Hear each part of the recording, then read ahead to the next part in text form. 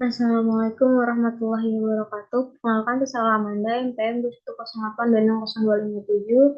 Saya akan menjelaskan tentang epidemiologi pada anak-anak di Indonesia eh, pada blok hematologi. Nah, yang pertama itu ada anemia aplastik. Anemia aplastik adalah suatu kegagalan sumsum tulang secara fisiologis maupun anatomis. Penyakit ini ditandai dengan penurunan atau tidak ada faktor pembentukan sel darah dalam sumsum tulang. Nah, anemia plastik ini di Eropa itu melaporkan bahwa insiden anemia plastik ini bertahun-tahun adalah sekitar 2 kasus per satu juta populasi. Namun anemia plastik ini diperkirakan lebih sering dijumpai di benua Asia. Insiden di Italia, di Thailand adalah 4 sampai 6 kasus per juta populasi. Insiden agak lebih tinggi pada usia anak, lalu diikuti kelompok usia 20 sampai 25 tahun.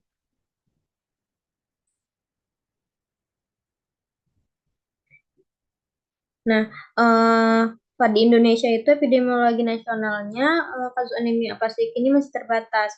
Data yang saat ini mayoritasnya berasal dari laporan-laporan individual dari rumah sakit. Lalu selanjutnya ada talas ada talasemia.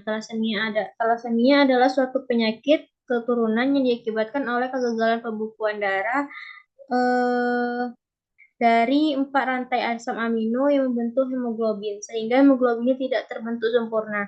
Tubuh tidak dapat membentuk sel darah merah yang normal, sehingga sel darah merah mudah rusak dan berumur pendek, kurang dari 120 hari, dan terjadi anemia.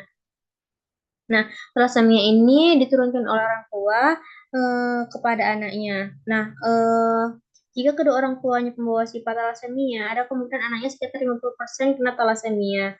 Eh, sedangkan eh, kemungkinan anaknya membawa sifat thalassemia minor, sedangkan 20% penderita thalassemia mayor dan 20% lagi anak akan normal. Namun, apabila salah satu orang tua pembawa sifat dan salah satunya normal, maka kemungkinan 50% anak menjadi pembawa sifat thalassemia, sedangkan 50% kemungkinan anak akan normal. Lalu selanjutnya ada eh, ITP atau imun trombositopenia. Nah, ini adalah satu penyakit autoimun yang ditandai dengan jumlah trombosit rendah dan meningkatnya risiko pendarahan. Nah, jumlah trombosit yang rendah dapat disebabkan oleh proses penghancuran trombosit yang dimediasi oleh sistem antibodi bersamaan dengan gangguan produksi trombosit, sehingga ITP tidak dapat lagi dianggap sebagai penyakit idiopatik. Nah, ITP ini prevalensinya di pada orang dewasa itu sekitar 9,5 kasus per tahunnya.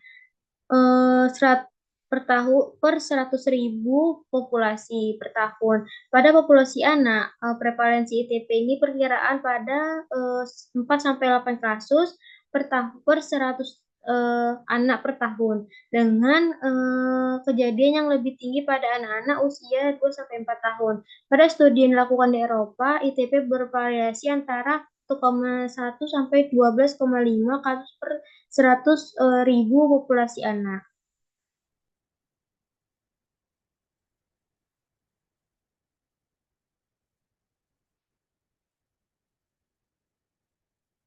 Nah, untuk Indonesia ini dia itu belum di ITP ini belum ada data epidemiologi khusus mengenai ITP di Indonesia. Lalu selanjutnya ada hemofilia.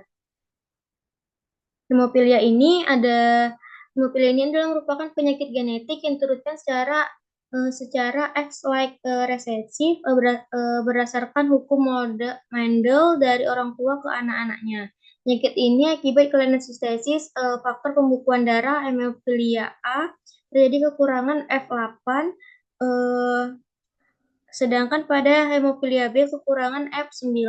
Hemofilia A mencakup 80-85% dari keseluruhan penderita hemofili.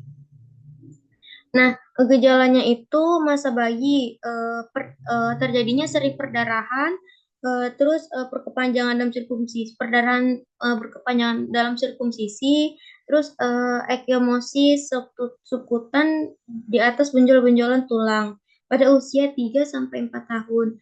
Lalu hematoma besar setelah infeksi, terus ada perdarahan dari mukosa oral, terus adanya perdarahan dari jaringan lunak.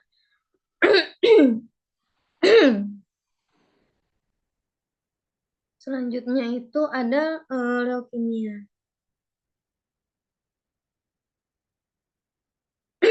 Leukemia adalah penyakit keganasan sel darah yang berasal dari sumsum tulang, biasanya tandai dengan adanya proliferasi sel-sel darah putih dengan manifestasinya yang berupa sel abnormal darah putih secara berlebihan yang menyebabkan terdesaknya sel darah yang normal sehingga mengakibatkan fungsinya terganggu.